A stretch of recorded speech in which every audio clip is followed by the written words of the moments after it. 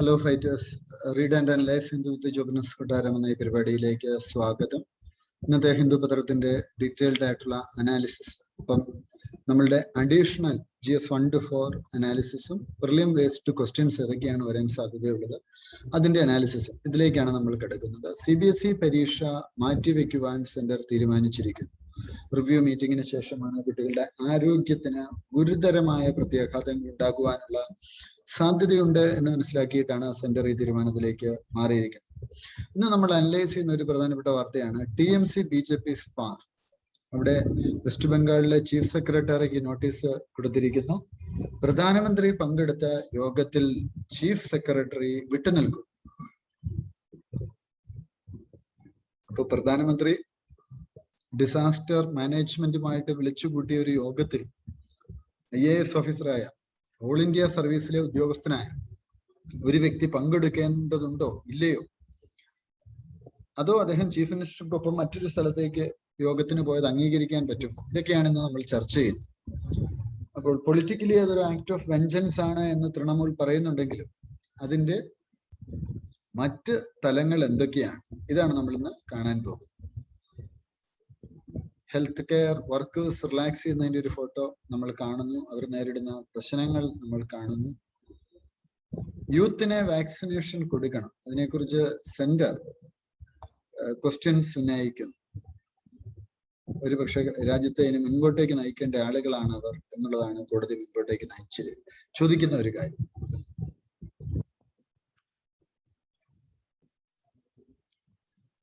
അതോടൊപ്പം തന്നെ നമുക്ക് ഇന്നത്തെ മറ്റ് പ്രധാനപ്പെട്ട വാർത്തകൾ, ഇതൊക്കെ ലോക്കൽ പേജുകളാണ്. നമ്മൾ ഈ അനലൈസ് ചെയ്യുമ്പോൾ ഇതൊന്നും അത്ര ആവശ്യമില്ല, നമ്മൾ വെറുതെ സമയം കളയരുത്. ഹിന്ദു ഒരു പത്രത്തില് ഒരു ദിവസമുള്ള വാർത്തയിൽ ഒരു 10-30% വാർത്തകൾ നമുക്ക് ആവശ്യമുള്ളത്. അപ്പൊ അത് മാത്രം നമ്മൾ നോക്കിയാൽ മതി, മറ്റൊന്നും നമ്മൾ നോക്കേണ്ട കാര്യമില്ല. സ്പുട്നിക് വാക്സിൻ ഇന്ത്യയിൽ എത്തുന്നു. 27.9 lakh ഡോസസ് ആണ് ഹൈദരാബാദിൽ തേർഡ് കൺസൈൻമെന്റിൽ എത്തിയത്.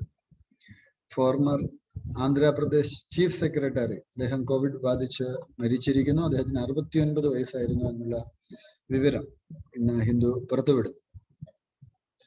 ഫ്രം ഇവാക്യുവേഷൻ നോംസ്, ഹൈക്കോടതി tells Lakshadweep pans from evacuation norms. അപ്പൊ കേരള ഹൈക്കോടതി ലക്ഷദ്വീപില് കഴിഞ്ഞ ദിവസങ്ങളായി ഉണ്ടായിക്കൊണ്ടിരിക്കുന്ന സംഭവ വികാസങ്ങൾ നമ്മളുടെ ശ്രദ്ധയിൽപ്പെട്ടിട്ടുണ്ടാവും. അതുമായി ബന്ധപ്പെട്ടിട്ട് നോംസ് അതിനുവേണ്ടി ഫോം ചെയ്യുവാൻ വേണ്ടി കേരള ഹൈക്കോടതി ആവശ്യപ്പെട്ടിരിക്കുക. നമ്മളിനി എഡിറ്റോറിയൽ പേജിലേക്ക് പോകുന്നു. ഇന്നത്തെ എഡിറ്റോറിയൽ നമ്മൾ വിശദമായ ഒരു വിശകലനത്തിന് വിധേയമാക്കുന്നുണ്ട്. Creating jobs and boosting incomes along with vaccination can sustain the economy എന്നുള്ളതാണ് ചോദ്യം. ഇപ്പോൾ നാഷണൽ ഇൻകം എസ്റ്റിമേറ്റ്സ് റിലീസ് ചെയ്യപ്പെട്ടു, നാഷണൽ സാമ്പിൾ സർവേ ഓർഗനൈസേഷൻ. അപ്പൊ എക്കണോമിയുടെ ഒരു ഗ്രോത്ത് ഈ ഒരു ഘട്ടത്തിലേത് നമ്മൾ നോക്കേണ്ടതുണ്ട്. GDP expanded by 1.6% in the final quarter in the last fiscal. കഴിഞ്ഞ ക്വാർട്ടറിനെ അപേക്ഷിച്ച് ഒരു 1.6% എക്സ്പാൻഡ് ചെയ്തിട്ടുണ്ട്. 0.5 ഗ്രോത്ത് റേറ്റ് കാണിച്ചു 3-month പീരീഡില്. അപ്പൊ ഈ ഒരു എക്കോണമിയിൽ ഉണ്ടാവുന്ന ഒരു മാറ്റവും ഇൻകം ബൂസ്റ്റ് ചെയ്യേണ്ടതിന്റെ ആവശ്യകതയും ജോബ് ക്രിയേഷന്റെ ആവശ്യകതയും എല്ലാം തന്നെ ഈ ഒരു എഡിറ്റോറിയൽ ചർച്ച ചെയ്യുന്നുണ്ട്. NSOയുടെ ഡാറ്റ സൂചിപ്പിക്കുന്ന ഒരു കാര്യം, COVID-19 ഇൻഫെക്ഷൻസ് അതിന്റെ പീക്കിലെത്തുന്ന ഒരു സമയമാണ്. അപ്പോൾ തീർച്ചയായിട്ടും ഇനിയുള്ള ഒരു സമയത്ത് ഗവൺമെന്റ് എടുക്കുന്ന പോളിസീസും എല്ലാം തന്നെ ഗ്രോത്തിനെ പോസിറ്റീവായിട്ടോ നെഗറ്റീവായിട്ടോ അഫക്റ്റ് ചെയ്യുവാൻ സാധ്യതയുണ്ട്. ഇപ്പൊ ഗവൺമെന്റ് പ്രത്യേകിച്ചും ജോബ്സിനും ഈ പേഴ്സണൽ ഫിനാൻഷ്യൽ കണ്ടീഷൻസിനും പ്രാധാന്യം കൊടുക്കും. ജോബ് ലോസസ് ഒരു അൺഎംപ്ലോയ്മെന്റ് റേറ്റ് ഏറ്റവും 11.9% ആയിട്ട് മാറിയിരിക്കുകയാണ്. പിന്നെ രണ്ടാമത്തെ ഇന്നത്തെ എഡിറ്റോറിയൽ വളരെ പ്രസക്തമാണ്. കാരണം നമുക്ക് പ്രത്യേകിച്ചും GSന്റെ ആൻസേഴ്സിൽ കൊണ്ടുവരാൻ പറ്റുന്ന ഒരു കാര്യമാണ് ചൈനയുടെ ഡെമോഗ്രഫിക് ഇന്റർവെൻഷൻസ്. നാം ഒന്ന് നമുക്കൊന്ന് എന്ന് പറഞ്ഞിരുന്ന ചൈന മക്കൾ 3 ആകാം എന്ന് പറഞ്ഞിരിക്കുന്നു. ഇതിൽ ഇന്ത്യക്ക് എന്താണ് പിടിക്കാനുള്ളത്? ഇന്ന് അബ്സല്യൂട്ട് പ്രധാനമായിട്ടും നമ്മുടെ GS അസസ്മെന്റിൽ ചർച്ച ചെയ്യുന്ന ഒരു വാർത്തയാണ്. നമ്മളത് കാണാൻ പോവുകയാണ്. കോവിഡ് ഡിപ്ലോമസിയെ കുറിച്ചുള്ള ഒരു ലേഖനമുണ്ട്. ഒരു വാക്സിൻ കൊളാപ്സ്, ബയോ റിസർച്ച് റെഗുലേഷൻസിനെ കുറിച്ചുമുള്ള ഒരു ലേഖനമാണ് മറ്റൊന്ന്. ഫോറിൻ ഡയറക്റ്റ് ഇൻഫ്ലോസിനെ കുറിച്ച് ആർ നാഗരാജിന്റെ ഒരു ലേഖനമുണ്ട്, നമ്മൾ അനലൈസ് ചെയ്യുന്നുണ്ട്. നമ്മൾ അതിനെക്കുറിച്ച് വിശദമായിട്ട് കാണും, എന്താണ് ഫോറിൻ ഡയറക്റ്റ് ഇൻവെസ്റ്റ്മെന്റ്. അപ്പം ബ്രിക്സ് COVID-19 പ്രതിരോധിക്കാൻ നമ്മളെ സഹായിക്കുന്നു. ഇത് നമ്മൾ അനലൈസ് ചെയ്യുന്നുണ്ട്. Brazil, Russia, India, China, south Africa. അപ്പോൾ ഈ ബ്രിക്സ് നേഷൻസ് അവര് എന്തൊക്കെ കാര്യങ്ങളാണ് മുമ്പോട്ടേക്ക് കൊണ്ടുവരുന്നത്, ഈ കാര്യങ്ങളെല്ലാം തന്നെ നമ്മൾ ചർച്ച ചെയ്യുന്നു.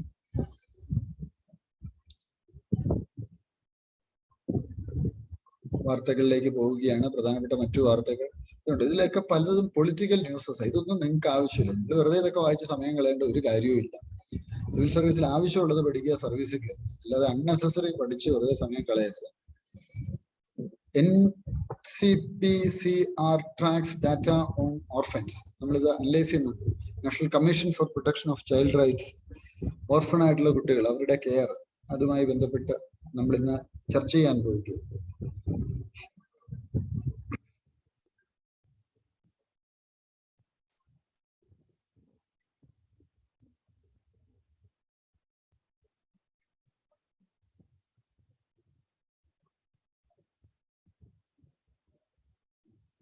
മറ്റ് പ്രധാനപ്പെട്ട വാർത്തകളിലേക്ക് നമ്മൾ കടക്കുന്നു. ബിസിനസ് പേജ് ഉണ്ട്, നമുക്ക് അത്രയും ആവശ്യമുള്ള വാർത്തകളല്ല. ഇടയ്ക്ക് നമ്മളൊരു അടുത്ത പേജിലേക്ക് പോകുമ്പോഴാണ് സംസാരത്തിനിടയിൽ ഒരു ഗ്യാപ്പ് വരുന്നത്. ആവശ്യമുള്ള വാർത്തകൾ നോക്കിയിട്ട് ബാക്കിയുള്ളത് നമ്മൾ ഡിസ്കസ് ചെയ്താൽ മതിയല്ലോ. അപ്പൊ നമ്മള് ഇന്നത്തെ ഡീറ്റെയിൽഡ് അനാലിസിസിലേക്ക് കിടക്കുകയാണ്. ഇന്നത്തെ ഡീറ്റെയിൽഡ് അനാലിസിസിലേക്ക് നമ്മൾ കിടക്കുമ്പോൾ നമുക്ക് ആവശ്യമുള്ള വാർത്തകൾ, അവയുടെ അനാലിസിസ്, അതാണല്ലോ നമുക്ക് ആവശ്യം. തീർച്ചയായിട്ടും ഇത്തരത്തിലുള്ള അനാലിസിസിലേക്ക് കിടക്കും. ചുരുങ്ങിയ സമയത്തിനുള്ളിൽ നിങ്ങളെ ഈ കാര്യത്തിൽ ഒരു ക്ലാരിറ്റി ഉണ്ടാക്കുക എന്നുള്ളതാണ് നമ്മുടെ ഉദ്ദേശം. നമ്മൾ GS 1, 2, 3, 4 നിന്ന് വരുന്ന ഡീറ്റെയിൽഡ് അനാലിസിസ് നമ്മൾ ഇന്ന് ഇവിടെ തയ്യാറാക്കിയിട്ടുണ്ട്. വളരെ ശ്രമകരമായ ഒരു ജോലിയാണ് നമ്മൾ ഏറ്റെടുത്തിരിക്കുന്നത്. പക്ഷെ നിങ്ങൾക്ക് സിവിൽ സർവീസ് പോയിന്റ് ഓഫ് വ്യൂവിൽ ഇത് കിട്ടണം, പ്രയോജനം കിട്ടണം. അതുകൊണ്ടാണ് ഈ പ്രിന്റഡ് ആയിട്ട് തന്നെയുള്ള ഒരു സംഗതി നമ്മൾ തുടങ്ങി വെച്ചിരിക്കുന്നത്. പേജ് 1 IMDയുടെ ഒരു വാർത്തയുണ്ട്. India meteorological department monsoon increases monsoon rain outlook to 101% എന്നുള്ളതാണ്.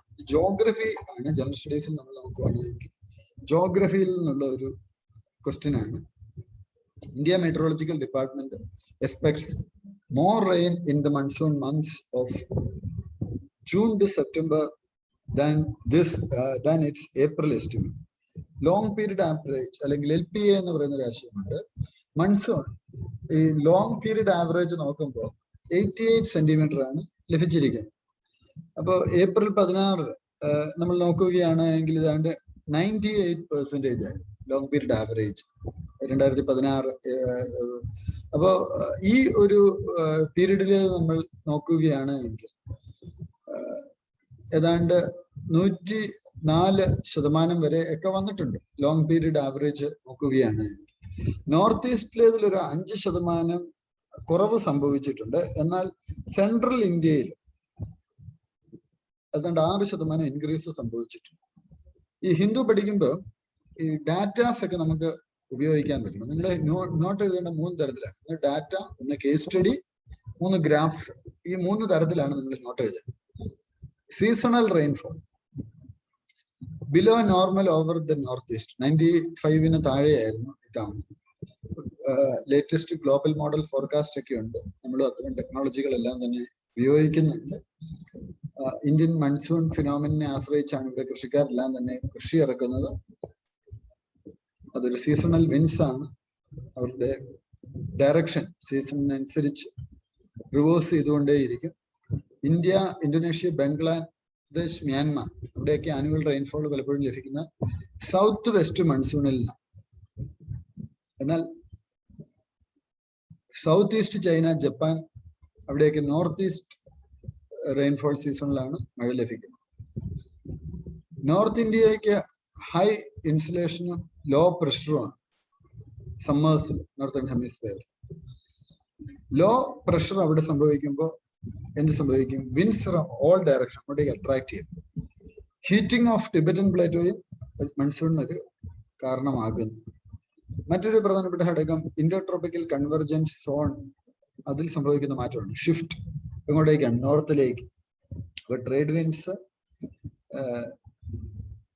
കൂടുതൽ നീരാവിയൊക്കെ ഉൾക്കൊള്ളുന്ന ട്രേഡ് വിൻസ് അത് ബ്ലോ ചെയ്യാൻ ഇടയാണ്. ഇന്ത്യൻ മൺസൂണുമായി ബന്ധപ്പെട്ട ഒരു കാര്യം. ഇന്നത്തെ ജനറൽ സ്റ്റഡീസിൽ മണ്ണിൽ ഉള്ള ഒരു ടോപ്പിക്കാണ് ഇന്ത്യൻ സൊസൈറ്റി. GS 1 പലപ്പോഴും നമുക്ക് മാർക്ക് കൂട്ടാൻ പറ്റുന്ന ഓരോ ചെറിയ ഏരിയയും നമ്മൾ നന്നായിട്ട് പ്രിപ്പയർ ചെയ്യുക എന്നുള്ളത്. ഇന്ത്യൻ സൊസൈറ്റിയിൽ നമ്മൾ നോക്കുവാണെങ്കിൽ അവിടെ ചൈനയുടെ ഒരു ഡിസിഷൻ, ഇന്ന് എഡിറ്റോറിയലിലെ ഒരു സംഭവം കൂടാണ് നമ്മൾ ചർച്ച ചെയ്യുന്ന ഒരു സംഭവമാണ്. 2 കുട്ടികൾ എന്നുള്ളത് അവർ 3 കുട്ടികളെ വരെ അലോ ചെയ്തു. ഇത് ഇന്ത്യക്ക് ഒരു വാണിംഗ് ആണ്. കാര്യം എന്താണ്? നമ്മുടെ ഇപ്പോഴും പോപ്പുലേഷൻ സ്ട്രാറ്റജി എന്ന് പറഞ്ഞാൽ കോയേഴ്സീവ് പോപ്പുലേഷൻ സ്ട്രാറ്റജി. ഇത് പറയാനുള്ള ഒരു കാര്യം, ഇന്നലെ ലക്ഷദ്വീപിലെ അഡ്മിനിസ്ട്രേറ്റർ 2 മക്കളിൽ കൂടുതലുള്ളവരെ മത്സരിപ്പിക്കില്ല എന്നൊക്കെ പറഞ്ഞു. അതൊന്നും ഇന്നത്തെ കാലത്ത് that is not good. Human resource എന്ന് പറയുന്ന ഒരു രാജ്യത്തിന്റെ വികസനത്തിന് ആവശ്യമാണ്. അല്ലെങ്കിൽ ഏജിങ് പോപ്പുലേഷൻ ആണ് ഇപ്പൊ പലയിടത്തും ഉള്ളത്. അവിടുന്ന് പണിയെടുക്കാൻ ആളില്ല. ഇന്ത്യ പോലുള്ള ഒരു രാജ്യത്ത് ഇത് വലിയ പ്രശ്നം ഉണ്ടാകും. നമുക്ക് ചെറുപ്പക്കാരുടെ പോപ്പുലേഷൻ ആവശ്യമാണ്. അതുകൊണ്ട് തന്നെ മക്കള് കൂടുതൽ ഉണ്ടാവണം, അല്ലെങ്കിൽ അത്തരത്തിലുള്ള ഘടകങ്ങൾക്ക് വലിയൊരു പ്രാധാന്യം കൊടുക്കണം എന്നുള്ളതാണ് നമ്മൾ മനസ്സിലാക്കേണ്ടത്. അപ്പൊ പോപ്പുലേഷൻ കൺട്രോൾ മെഷേഴ്സ് ഉണ്ടല്ലോ, 2 ചൈൽഡ് നോ, അത് പ്രൈം മിനിസ്റ്ററുടെ ഇൻഡിപെൻഡൻസ് ഡേ സ്പീച്ചിലും 2 വർഷം മുമ്പ് പറഞ്ഞിരുന്നു. ചൈന ഈ കോയേഴ്സീവ് പോപ്പുലേഷൻ പോളിസീസ് ഒക്കെ നടത്തി ഫെയിലിയർ ആയ ഒരു കൺട്രിയാണ്.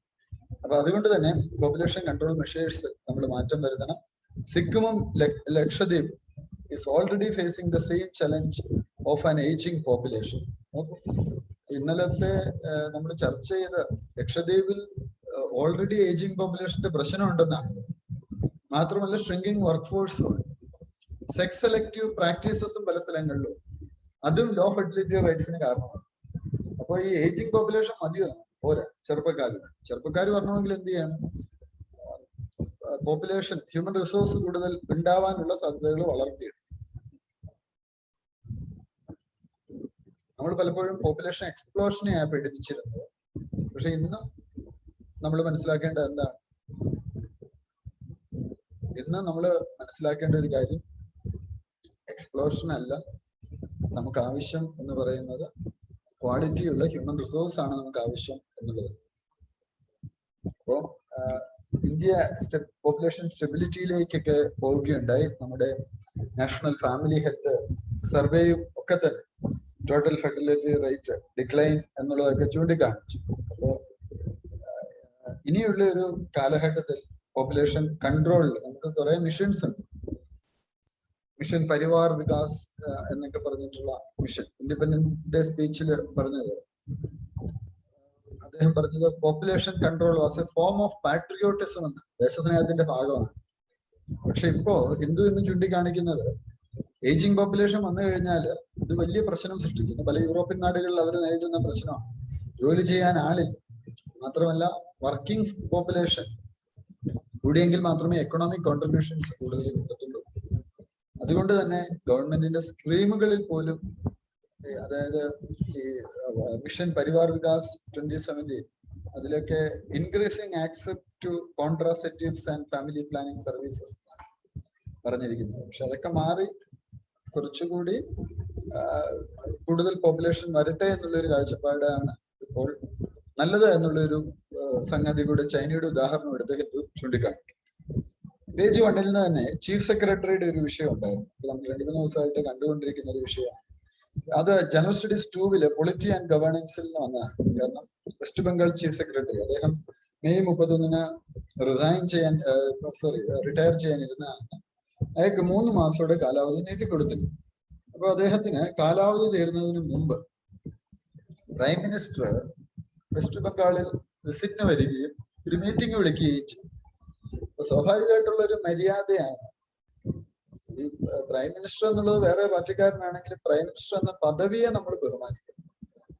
അപ്പൊ പ്രൈം മിനിസ്റ്ററുടെ മീറ്റിംഗിൽ അവിടുത്തെ ചീഫ് മിനിസ്റ്ററും ഒപ്പം ചീഫ് സെക്രട്ടറിയും പങ്കെടുക്കുക ബേസിക് ആയിട്ടുള്ള ഒരു മര്യാദയാണ്. അപ്പൊ ഈ മര്യാദ മമതാ ബാനർജി ലംഘിച്ചു. മമതാ ബാനർജി ലംഘിച്ചത് ഓക്കെ, ഇപ്പൊ ഒരു ചീഫ് മിനിസ്റ്റർ എന്നുള്ള രീതിയിലാണ്. പക്ഷേ അവിടുത്തെ ചീഫ് സെക്രട്ടറി ഇത് ലംഘിച്ചു. ചീഫ് സെക്രട്ടറി ഓൾ ഇന്ത്യ സർവീസിലെ ആളാണ്, IAS ഉദ്യോഗസ്ഥനാണ്.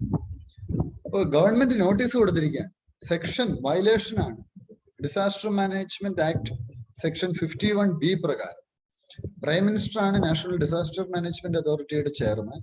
അദ്ദേഹം സൈക്ലോൺ യാസിന് ശേഷം വിളിച്ചു കൂട്ടിയ മീറ്റിംഗിൽ ലോ പ്രകാരം, നിയമപ്രകാരം അറ്റൻഡ് ചെയ്യേണ്ട ഉത്തരവാദിത്തം ചീഫ് സെക്രട്ടറിക്ക് ഉണ്ടായിരുന്നു. അയാൾ വന്നിട്ടില്ല.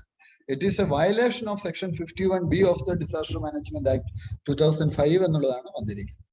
അപ്പൊ ഇവിടെയുള്ള ഒരു പ്രശ്നം, ചിലർ പറയും ഇത് BJPയും തൃണമൂൽ കോൺഗ്രസുമായിട്ടുള്ള ഒരു ഏറ്റുമുട്ടലിന്റെ ഭാഗമാണ്. അതൊക്കെ തന്നെയാണ് എങ്കിലും ഉദ്യോഗസ്ഥൻ എപ്പോഴും ഉത്തരവാദിത്തപ്പെട്ട ആളാണ്. അയാൾ അത്തരം മീറ്റിങ്ങുകളിൽ പങ്കെടുക്കേണ്ടതായിരുന്നു. അപ്പോ ഏതാണ്ട് റിട്ടയർ ചെയ്യാൻ മിനിറ്റുകൾ ശേഷിച്ചിരിക്കുകയാണ്. അദ്ദേഹത്തിന് ഇങ്ങനെയുള്ള ഒരു കേസിൽ പെടുന്നത് ഒരുപക്ഷെ അത് അദ്ദേഹത്തിന്റെ കരിയറിനൊക്കെ വലിയൊരു ബുദ്ധിമുട്ടുണ്ടാക്കാനുള്ള ഒരു പോസിബിലിറ്റി ഉണ്ട്. അദ്ദേഹം ഈ ഇറങ്ങുന്ന സമയത്ത് മമതാ ബാനർജി പറഞ്ഞ ഒരു കാര്യം, ഇങ്ങനെയുള്ള ഒരു ഉദ്യോഗസ്ഥനെ ഇങ്ങനെ ക്രൂശിക്കേണ്ടതുണ്ടോ എന്നുള്ള ഒരു ചോദ്യവും കൂടി ചോദിച്ചിട്ടുണ്ട്. DM act, disaster management act 2005 2004 സുനാമിയുടെ കാലഘട്ടത്തിലാണ് നിലവിൽ വന്നത്. ഇത് COVID-19 കാലഘട്ടത്തിൽ അത് വളരെയധികം ചർച്ച ചെയ്യപ്പെടുന്ന ഒരു കാര്യമാണ്. അത് പ്രൈം മിനിസ്റ്റർ ആണ് ഹെഡ് ചെയ്യുന്നത്. June 30 Act has been extended across the country till June 30 and it is enforced by Home Ministry. Disaster Management Act violation എന്ത് സംഭവിക്കും? ഒരു ഓഫീസർ അയാളെ അബ്സ്റ്റെയിൻ ചെയ്യുകയാണ്. മീറ്റിംഗിൽ cyclone affected Kalaikunda in west Bengal May 28 meeting നടത്തിയത്. അതിൽ പങ്കെടുത്തില്ല എന്നുള്ള കാരണത്താലാണ് ഈ നോട്ടീസ് അദ്ദേഹത്തിന് കൊടുത്തിട്ടുള്ളത്. അപ്പോ ഇത് പ്രകാരം ഒരു പക്ഷേ വയലേഷൻ ആണ് എന്ന് തെളിഞ്ഞ് അദ്ദേഹത്തിന് 1 വർഷം വരെ തടവ് ശിക്ഷയും ഫൈനും കിട്ടാനുള്ള സാധ്യത നിലനിൽക്കുകയാണ്. അത് ചിലപ്പോ 2 വർഷം വരെ ആക്കാം എന്നുള്ളതൊക്കെയാണ് പറയുന്നത്. അപ്പോൾ ഒരു failure of an officer to perform the duty, ഈ വിഷയവുമായി ബന്ധപ്പെട്ട് അതും ചർച്ച ചെയ്യപ്പെടുന്നുണ്ട്. Give details on scheme for orphaned children, supreme കോടതി പറഞ്ഞിരിക്കുകയാണ്. ഇത് സോഷ്യൽ ഇഷ്യൂസ് ആൻഡ് ജസ്റ്റിസ് എന്നുള്ള ഏരിയയുമായി ബന്ധപ്പെട്ടതാണ്. നമുക്കറിയാം ധാരാളം കുട്ടികള്, ഒരു അച്ഛന്മാര് നഷ്ടപ്പെട്ടവരുണ്ട്. അപ്പൊ അവർക്ക് PM കെയർ സ്കീമിൽ അവരെ നമ്മൾ എന്ത് ചെയ്യണം? അവരെ ഏറ്റെടുക്കണം, ഒരു അനാഥരാകാൻ അനുവദിച്ചുകൂടാ. ആ സ്കീം പ്രകാരം 10 ലക്ഷം രൂപ ആ കുട്ടികളുടെ പേരിൽ നിക്ഷേപിക്കുകയാണ്. അവരുടെ വിദ്യാഭ്യാസ ചെലവുകളെല്ലാം തന്നെ സർക്കാർ ഏറ്റെടുക്കുകയാണ്. 23 വയസ്സാകുന്നത്. വളരെ നല്ല ഒരു ഏർപ്പാടാണിത്, വളരെ ശ്ലാഘനീയമാണ്. മറ്റൊരു വാർത്ത നമ്മൾ അനലൈസ് ചെയ്യുന്ന മറ്റൊരു പ്രധാനപ്പെട്ട വാർത്ത, ബ്രിക് ഇന്ത്യയെ ഹെൽപ്പ് ചെയ്യുന്നു COVID-19 നേരിടാൻ. നമുക്കറിയാം ഇന്നുള്ള ഒരു സ്ട്രോങ് അസോസിയേഷനാണ് ബ്രസീൽ, റഷ്യ, ഇന്ത്യ, ചൈനയും സൗത്ത് ആഫ്രിക്കയുമുള്ള ബ്രിക്. ഇപ്പൊ ഈ ബ്രിക്സില് അവർ പറഞ്ഞിരിക്കുന്നത്, ചൈനയും സോളിഡാരിറ്റി പറഞ്ഞു COVID-19 കേസസിൽ. തീർച്ചയായിട്ടും നമ്മൾ ഇന്ത്യയെ സപ്പോർട്ട് ചെയ്യണം. ചില കേസ് നോക്കും, നമ്മൾ ഒരു സൈഡിൽ ചൈനയെ നമ്മൾ എതിർക്കുമ്പോഴും മറ്റു ചില സന്ദർഭങ്ങളിൽ ഇങ്ങനെയുള്ള ഗ്രൂപ്പിങ്ങിൽ നമ്മളെല്ലാം ഒരുമിച്ചാണ്. മാത്രമല്ല ട്രേഡ്, ബയലാറ്ററൽ ട്രേഡ് ഇന്ത്യയും ചൈനയുമായിട്ട് നിലവിലുണ്ട്. അപ്പൊ അവര് ഇവിടെ നഷ്ടപ്പെട്ട ജീവിതങ്ങളിൽ കണ്ടോളൻസസ് അവർ എക്സ്പ്രസ് ചെയ്തിട്ടുണ്ട്. മാത്രമല്ല അവർ പറഞ്ഞ ഒരു കാര്യം, ബ്രിക്സ് പറഞ്ഞ ഒരു കാര്യം, ഇക്വിറ്റബിൾ ആക്സസ് വാക്സിന് എല്ലാവർക്കും ലഭിക്കണം. അപ്പോ അതിനു വേണ്ടിയിട്ട് പലപ്പോഴും ട്രേഡ് റിലേറ്റഡ് ഇന്റലക്ച്വൽ പ്രോപ്പർട്ടി റൈറ്റ്സിന്റെ ആസ്പെക്ട്സിൽ പോലും മാറ്റങ്ങൾ കൊണ്ടുവരേണ്ടതിനെ കുറിച്ച് അവർ പറയുകയുണ്ടായി. വളരെ എല്ലാ വർഷവും ബ്രിക്സിന്റെ സബ്മിറ്റ് നടക്കാറുണ്ട്. ഇന്ത്യൻ പെർസ്പെക്റ്റീവില് ഡെവലപ്പിംഗ് നേഷന്റെ അല്ലെങ്കിൽ ഗ്ലോബൽ സൗത്ത് അതിന്റെ വോയിസ് ആണ് ബ്രിക് എന്നാണ് പറയുന്നത്. കൗണ്ടർ ടെററിസം ആക്ടിവിറ്റീസ് ഇവിടെ ശക്തമായിട്ട് നടക്കുന്നു. അടുത്ത നാഷണൽ ഗ്രീൻ ട്രൈബ്യൂണൽ UP ഗവൺമെന്റിനോട് പറഞ്ഞു ഇല്ലീഗൽ സാൻഡ് മൈനിങ്ങിനെതിരെ ആക്ഷൻ എടുക്കുക. ഇത് നമ്മുടെ മെയിൻ പരീക്ഷയ്ക്ക് GS3 എൻവയോൺമെന്റിന്റെ ഭാഗമായിട്ട് വരുന്നതാണ്. ഇല്ലീഗൽ സാൻഡ് മൈനിങ് പലയിടത്തും നടക്കുന്നുണ്ട്. അത് നദികളുടെ ആവാസ വ്യവസ്ഥിതിയെ തന്നെ നശിപ്പിക്കുന്നുണ്ട്. അപ്പൊ അതിനെതിരെ mines and minerals act 1957 state ഗവൺമെന്റ്സിനെ എംപവർ ചെയ്യുന്നുണ്ട്. അപ്പോ ഈ ബില്ല് 2021 ഇത് അമെൻഡ് ചെയ്തിരുന്നു. അത് പ്രകാരം removal of restriction on end use of minerals. Bill provides that no mine will be reserved for particular end use. അങ്ങനെ ഒരു നിബന്ധനയുണ്ട്. പർട്ടിക്കുലർ എൻഡ് യൂസിനാണ് ഇത് മൈനിങ് ഉപയോഗിക്കാൻ പാടുള്ളൂ. അപ്പൊ അതിപ്പോ എടുത്ത് കളഞ്ഞിട്ടുണ്ട്. മാത്രമല്ല sale of minerals by captive mines അല്ലെങ്കിൽ അറ്റോമിക് മിനറൽസ്, അത് 50% ആനുവൽ മിനറൽ പ്രൊഡക്ഷൻ ഓപ്പൺ മാർക്കറ്റിൽ സെല് ചെയ്യാം അവരവരുടെ നീഡ് എടുത്തു കഴിഞ്ഞാൽ. ഗവൺമെന്റിനെ increase this threshold through a notification. ഗവൺമെന്റിന് അത് വേണമെങ്കിൽ കൂട്ടാനും പറ്റും. കാരണം നമുക്ക് സുപ്രധാന ആവശ്യങ്ങൾക്ക് ആവശ്യമുള്ളതായിരിക്കും അത്. അപ്പം നിയമത്തിലും ചെറിയ മാറ്റങ്ങൾ കൊണ്ടുവന്നിട്ടുണ്ട്. അപ്പോൾ ഇല്ലീഗൽ സാൻഡ് മൈനിങ് പലയിടത്തും നടത്തുന്നു. അതിനെതിരെ ശക്തമായ നടപടിക്രമങ്ങളുമായിട്ട് ഗവൺമെന്റ് പോകും. പേജ് 12 ഒരു പ്രധാനപ്പെട്ട വാർത്ത GS3 എക്കണോമിയിലുമായി ബന്ധപ്പെട്ടിട്ടുള്ളതാണ്. ഇൻസൈഡർ ട്രേഡിങ്ങുമായി ബന്ധപ്പെട്ടത്. എന്താണ് ഇൻസൈഡർ ട്രേഡിങ്? ഇൻസൈഡർ ട്രേഡിംഗ് എന്ന് വെച്ചാൽ ഒരു സ്ഥാപനത്തിൽ ജോലി ചെയ്യുന്നയാൾ, അയാൾ ഒരു കീ പൊസിഷനിൽ ഇരിക്കുന്നു. അപ്പൊ സ്ഥാപനം എടുക്കാൻ പോകുന്ന നിർണായകമായ തീരുമാനം അയാൾക്കറിയാം. ഇപ്പൊ ഇൻഫോസിസുമായി ബന്ധപ്പെട്ടാണ് ഇപ്പൊ ഈ വാർത്ത വന്നിരിക്കുന്നത്. ഒരു ഉദാഹരണം പറഞ്ഞാൽ ഇൻഫോസിസിന്റെ ഫൈനൽ ഇപ്പൊ അവരുടെ Q4 റിസൾട്ട് പുറത്തു വരിക എന്ന് ചോദിച്ചു. കമ്പനി വളരെ പ്രോഫിറ്റിലാണ്. കമ്പനിക്ക് ഒരു 10,000 കോടിയുടെ പുതിയൊരു പ്രോജക്റ്റ് കിട്ടി. കമ്പനി എക്സ്പാൻഷനിലേക്ക് പോകും. ഇങ്ങനത്തെ വാർത്ത അറിയാവുന്ന ഒരാൾ ഇൻഫോസിസിന്റെ ഷെയർ വാങ്ങിക്കുകയാണെങ്കിൽ അല്ലെങ്കിൽ ഈ അയാൾക്ക് ലാഭം ഉണ്ടാക്കാൻ പറ്റും. അപ്പൊ ഇങ്ങനത്തെ പൊസിഷനിൽ ഇരിക്കുന്ന ആളുകൾ ഒരിക്കലും ഇത്തരം വിവരങ്ങൾ അവരുടെ വ്യക്തിപരമായ ലാഭത്തിന് ഉപയോഗിക്കാൻ പാടില്ല എന്നാണ്. ഷെയർ പ്രൈസ് പിന്നെ കുത്തനെ കൂടും. അപ്പൊ ഈ വിവരം വെച്ച് അയാള് ലാൻഡ് വാങ്ങിച്ച്, നമ്മൾ ഉദാഹരണം പറഞ്ഞാൽ ചില രാഷ്ട്രീയക്കാർ റോഡ് എതിലെയാ പോകുന്നത് എന്നുള്ളത് മനസ്സിലാക്കി അതിന്റെ അപ്പുറത്തും ഇപ്പുറത്തും സ്ഥലം വാങ്ങിച്ചിടുന്നത്. അപ്പൊ അവർക്ക് കറക്റ്റ് ആയിട്ട് അറിയാം. ഇത് ഇൻസൈഡർ ട്രേഡിന് ഒരു ഉദാഹരണം അല്ലെങ്കിൽ പോലും ഞാനൊരു കമ്പാരിസൺ ആണ് പറഞ്ഞത്. അപ്പൊ ലാഭം ഉണ്ടാക്കാൻ വേണ്ടി ഉപയോഗിക്കുന്ന ഒരു ഏർപ്പാടാണ്, അതാണ് ഇൻസൈഡർ ട്രേഡ്. സെബി ഇത് പ്രൊഹിബിറ്റ് ചെയ്തിട്ടുണ്ട്. കോഡക് കമ്മിറ്റി വന്നിരുന്നു, അവരും പറഞ്ഞിട്ടുണ്ട് അത് ഒരു പ്രൊമോട്ടറോ ഡയറക്ടർ ബോർഡിലുള്ള ആളോ ഒന്നും തന്നെ ഇങ്ങനത്തെ ഒരു പരിപാടിക്ക് ചെയ്യാൻ പാടില്ല എന്നുള്ളതാണ് പറഞ്ഞിരിക്കുന്നത്. അപ്പോ ഇവിടെ ഇൻസൈഡർ ട്രേഡിങ്ങിൽ സെബി അവരുടെ തന്നെ 2 എംപ്ലോയീസിന് ഇതുമായി ബന്ധപ്പെട്ട് പുറത്താക്കിയിരിക്കുന്നു. കാരണം അവർക്ക് കിട്ടുന്ന രഹസ്യ വാർത്തകൾ അറിവുകൾ പ്രകാരം അവർ ഇത്തരത്തിലുള്ള നടപടിക്രമങ്ങളിലേക്ക്. ചൈന പറഞ്ഞ മറ്റൊരു കാര്യം, ബേർഡ് ഫ്ലൂ സ്ട്രെയിൻ, അത് world's first human infection of the H1N3 bird flu strain, risk of spreading widely among people was low. ഈ ബേർഡ് ഫ്ലൂ അത് ആളുകളിലേക്ക് സംക്രമിക്കാനുള്ള സാധ്യത കുറവാണെന്ന് ചൈന പറഞ്ഞു. ഇത് ഇന്ത്യയിലെ പല സംസ്ഥാനങ്ങളിലും, പ്രത്യേകിച്ച് നോർത്ത് ഈസ്റ്റേൺ നോർത്തേൺ സംസ്ഥാനങ്ങളിൽ ഇത് അഫക്ട് ചെയ്തിരുന്നു. കേരളത്തിൽ ഇത് അഫക്ട് ചെയ്തിട്ടുണ്ട്. കേരളത്തിൽ താറാവ് ഒരുപാടെണ്ണം ചത്തൊടുങ്ങിയിരുന്നു. അപ്പോൾ ഈ ബേർഡ് ഫ്ലൂ അത് മനുഷ്യരിലേക്ക് വരാനുള്ള സാധ്യത കുറവാണെന്നാണ് ചൈന പറഞ്ഞത്. ഈ breaking the cycle of child labour is in India's hands. General studies 2 social ഇഷ്യൂസിലുള്ള ഒരു വാർത്തയാണ്. എഡിറ്റോറിയൽ അനാലിസിസിലേക്ക് നമ്മൾ കിടക്കുമ്പോൾ ചൈൽഡ് ലേബർ നമുക്കറിയാം, പലപ്പോഴും സ്കൂളിൽ പോകാൻ പറ്റത്തില്ല, ജോലി നഷ്ടപ്പെടുന്നു, കുട്ടികളുടെ ഭാവി നഷ്ടമാകുന്ന ഒരു കാലഘട്ടമാണ് ഇവിടെ. രാജ്യം ഒരു 3-ാം നൂറ്റാണ്ടിലേക്ക് കടക്കുമ്പോൾ 21-ാം നൂറ്റാണ്ടിലെ 3-ാം ഘട്ടത്തിലേക്കാണ് കിടക്കുന്നത്. 3-ാമത്തെ പതിറ്റാണ്ടിലേക്കാണ് കിടക്കുന്നത്. അപ്പൊ 152 മില്യൺ കുട്ടികളുണ്ട് ലോകമെമ്പാടും. അവര് ചൈൽഡ് ലേബറിന് വിധേയമാകും. 73 മില്യൺ ഹസാഡസ് ജോബാണ്. ഗവൺമെന്റ് ഓഫ് ഇന്ത്യ സജസ്റ്റ് ചെയ്ത ഒരു കാര്യം, 95% of the children in the age group of 6 to 13 years attending educational institutions, while corresponding figures for those in the age group of 14 to 17 years is 79.6%. സ്കൂളിൽ attend ചെയ്യുന്നവരും അല്ലാത്തവരുമായിട്ടുള്ള അന്തരം നോക്കുകയാണെങ്കിൽ അത് വളരെ വലുതാണ്.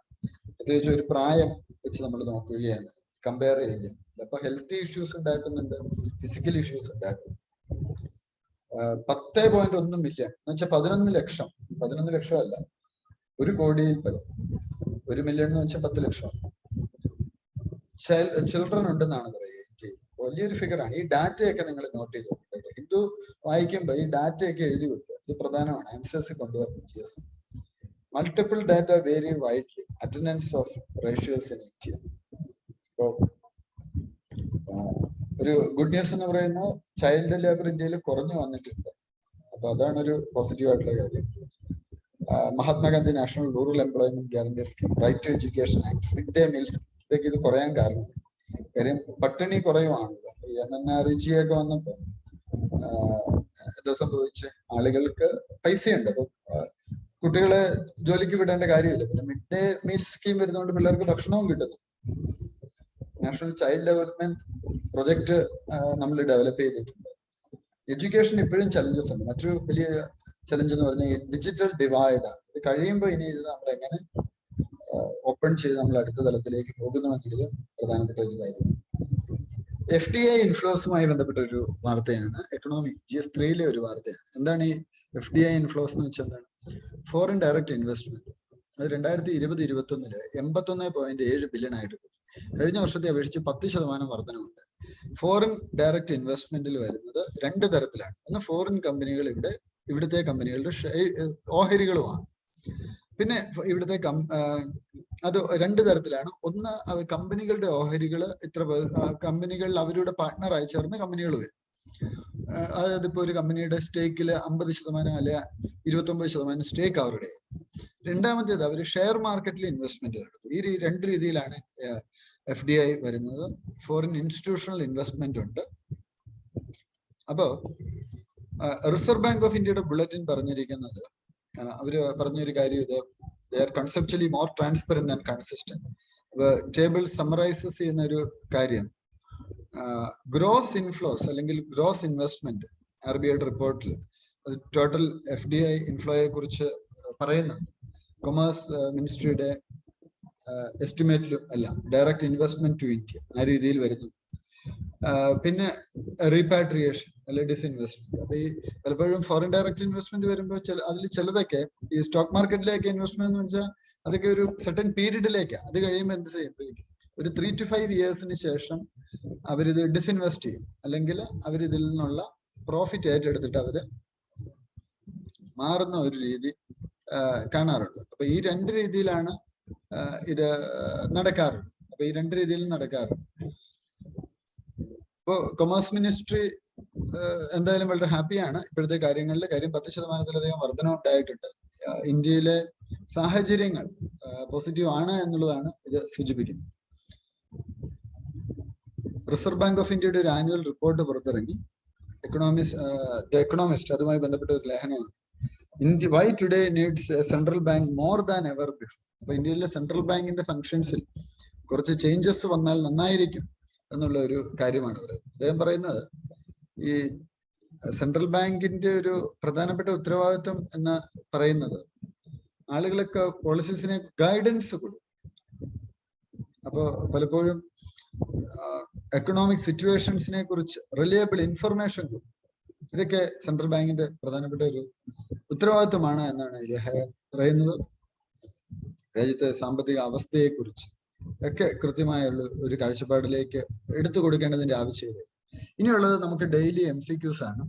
Monsoons are seasonal winds which reverse. ഇതാണ് പ്രിലിമിനറിൽ നിന്ന് ചോദ്യം വരാൻ സാധ്യതയുള്ള മേഖല.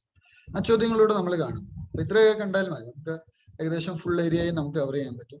Monsoons are seasonal winds which reverse their direction with the change of season. They flow from sea to land during the summer and from land to sea during the winter. ഈ പറയുന്നവയിൽ ഏതാണ് ശരി? Both 1 and 2. 2. Which country recently relaxed its 2-child norms? ഉത്തരം China. BRICS നേഷനിൽ പെടാത്തത് ഏതാണ്? ഉത്തരം നമുക്കറിയാം, Indonesia. BRICS ഒക്കെ നേരത്തെ UPSCയുടെ ചോദ്യം വന്നിട്ടുള്ളത്. ഹാമിർപൂർ ഡിസ്ട്രിക്ട് അത് എവിടെയാണ് ലൊക്കേറ്റ് ചെയ്തിരിക്കുന്നത്? UP-യിലാണ്.